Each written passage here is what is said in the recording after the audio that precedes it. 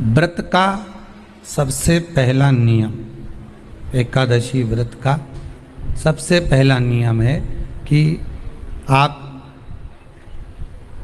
जिस दिन व्रत करो उसके एक दिन पहले भक्ति का संचार इस हृदय में कर लो। भक्ति का संचार इस हृदय में कर लीजिए। जिस दिन आप व्रत करो, जैसे एकादशी का व्रत कर रहे हो तो दशमी के दिन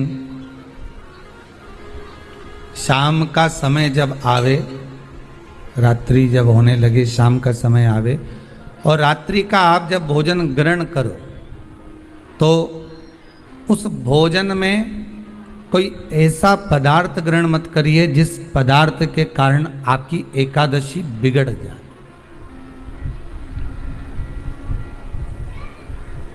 एकादशी का दूसरा नियम बहुत ध्यान से सुनिएगा। जिस दिन आपकी एकादशी का व्रत हो उस दिन प्रयास करिएगा कि अपने हाथ से किसी भी वृक्ष की कोई पत्ती टूटे ना। अपने हाथ से किसी भी वृक्ष की, पौधे की, किसी भी वृक्ष की पत्ती अपने हाथ से ना टूटे।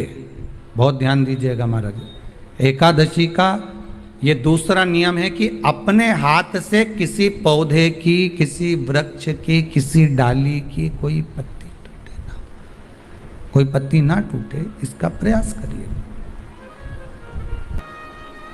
यहां पर तीसरे नंबर का जो, चौथे नंबर का जो उपाय बताया है, उपवास करने का जो नियम बताया, उसमें वर्णन किया एकादशी के दिन अगर आपका व्रत है तो आप भूलवश भी डब्बे में रखी हुई रोटी गाय को ना देते हुए कुछ थोड़ा सा फल, फलहार, कोई केला, कोई सेब, जो आप खाते हो, अंगूर, पपीता, जो आप ग्रहण कर रहे हो उसका थोड़ा सा भाग आप गाय को प्रदान करो।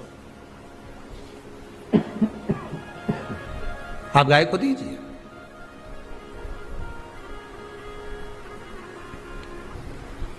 रोटी ही दी है, डब्बे में से निकाल के ले गई, गाय आई है, रोटी देना, देव मना नहीं।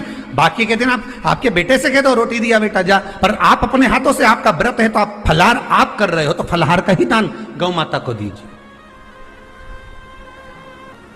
पांचवा वर्णन किया चतुर्थ भाव में, बन सके जितना एकादशी के दिन भगवान का ओम नमो भगवते वासुदेवाय का जाप करें या अपने गुरु मंत्र का स्मरण करें, या जो मंत्र आपके हृदय में समाहित हो, श्री शिवाय नमस्तुभ्यम, ओम नमः शिवाय, राम कृष्ण शिव, जो मन पड़े उसका भजन करें, पर दिल से करें। जितनी देर करते बने उतना देर करें।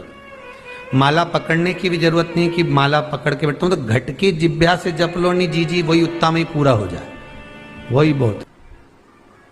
महाराज पांचवा नियम कहा, जिस दिन आपका व्रत रहे किसी निंदक से बात ना करें। निंदक जानते हो? भाई दूज के दिन, दिवाली की जो भाई दूज होती है ना, होली दिवाली की जो दूज होती है, उनमें ऐसा गोबर का भाई दूज बनाते हैं और पास में एक चुगलखोर भी बना है और चुगलखोर के ऊपर ऐसा भाटा धर दे, एक पत्थर। अब तुम्हारे उधर रखे कि नहीं रखे हमें नहीं मालूम रहे हो, जितने आस्था पे सुन रहे हो, पर हमारे इधर तो ऐसा रहता है, गोबर का भाई बहन बनाए और उसकी पूजन करे, उसके पास में एक गोबर का चुगल चोर भी बनाया, उसके ऊपर बाटा धर। कथा वर्णन कर रही है, निंदक से बात ना करें।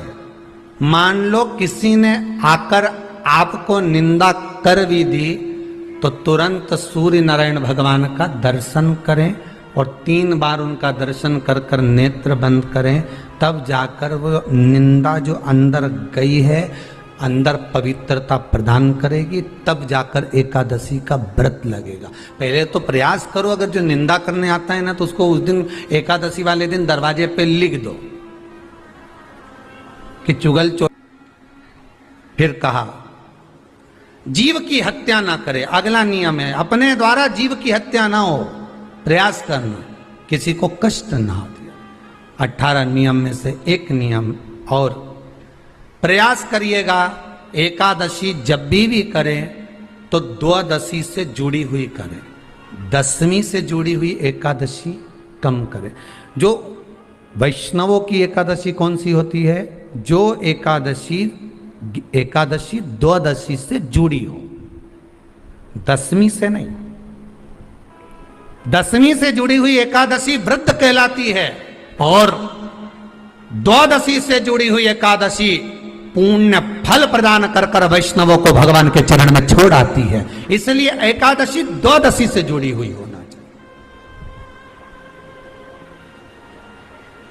वैष्णव एकादशी। फिर अगला वर्णन किया गया महाराज, शास्त्र कहता है, अगला वर्णन जो किया गया उसमें बताया, प्रयास करें जिस दिन एकादशी हो उस दिन घर में बुआरी झाड़ू आदि जो लगती है वो दूसरा लगा ले। क्यों? उसका वर्णन है, अगर आप बुआरी लगाएंगे, झाड़ू लगाएंगे, पोछा लगाएंगे तो हो सकता है कोई जीव आपके हाथ के द्वारा मर जाए। तब एक बार ये कथा हमने काशी में कह दी थी। कहां करोगे? सारे व्रतों में केवल एक व्रत ऐसा होता है एकादशी का जिसका उद्यापन पहली एकादशी पर भी कर सकते हो। सारे उद्यापन में केवल एक उद्यापन ऐसा होता है, सारे व्रतों में एक व्रत का उद्यापन ऐसा होता है, वो है एकादशी का। ये जरूरी नहीं कि 26 पूरी होगी तभी तुम करोगे, या तो पहली में ही कर लो या फिर 26 पूरी हो तब कर। पर उद्यापन, अगर तुमको ऐसा लगे कि हाँ मैं अभी तो जीऊंगी हो, अभी तुम्हारा बाल भी धोला नहीं हुआ, तुमको ऐसा लगे तो अभी तो मैं तो बढ़िया, तो पहली पर करने से क्या फल मिलेगा? तो एकादशी की नियमावली कहती है, अगर मान लो आपने पहली एकादशी पर भी उद्यापन कर लिया, इसके बाद में जितनी एकादशी करोगे वो सारी तुम्हारे खाते में जुड़ती जाएगी। मतलब बैंक में खाता खोल लो, ठीक है? खाता खोल लिया, अब जितना कमाता जाओगा उसमें डालते जाओ, जितनी कमाई करके लाओगे उसमें जमा करते जाओ। एकादशी एक बार उद्यापन पहले में भी हो गया तो बाकी का पुण्य तुम्हारे खाते में आ जाएगा, उसका पुण्य। एकादशी का उद्यापन बड़े महीने में माघ शुक्ल एकादशी के दिन, माघ का महीना हो, शुक्ल पक्ष की, जम के बोलिए, एकादशी हो, प्रयास करना कि आप उद्यापन करें। भले 5, 10, 11, 12 जितनी एकादशी हो जाए, 26 हो जाए तो ज़्यादा अच्छी है, नहीं तो आप करें तो माघ महीने की शुक्ल पक्ष की एकादशी के दिन आप उद्यापन करें। प्रयास रखें, प्रयास रखें। बड़े महीने के अंतर्गत जो उद्यापन, हाँ चतुर्मास के अंतर्गत उद्यापन नहीं होता एकादशी का, बहुत ध्यान दीजिएगा हमारा। ये जो सावन भादो कुंवर कार्तिक जो 4 महीना होते हैं भगवान के शयन करने के, इसके अंतर्गत एकादशी का उद्यापन नहीं होता और इसके अंतर्गत उद्यापन करना भी नहीं चाहिए एकादशी हमारा। एकादशी का उद्यापन माघ महीने की शुक्ल पक्ष की एकादशी के दिन आप बहुत प्रेम से आनंद के साथ करिए महाराज। परंतु एकादशी के उद्यापन में सबसे ज्यादा अगर कुछ जरूरी होता है तो 24 तरह का नैवेद्य जरूरी होता है। कितने तरह का? 24 तरह का नैवेद्य।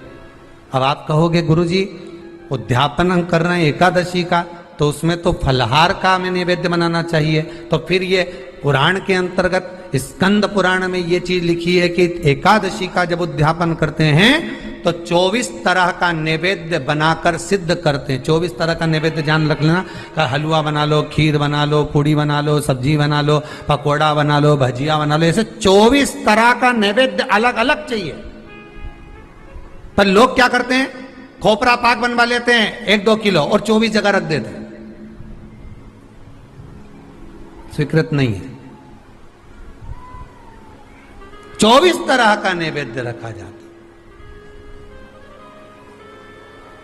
महाराज एकादशी के दिन भगवान का पूजन का पूरी तैयारी कर कर मंडल आदि बनवाकर विद्वान ब्राह्मण को बुलाकर कर्मकांडी ब्राह्मण को बुलाकर जो भगवत सेवा में एकादशी का उद्यापन कराए उन ब्राह्मण के चरणों को नमन कर कर प्रणाम कर कर एकादशी का पूजन करवाइए और उस मंडल की पूजन कराकर हवन द्वादशी को कराइए। एकादशी को हवन नहीं, एकादशी के उद्यापन का जो हवन होता है वो द्वादशी को।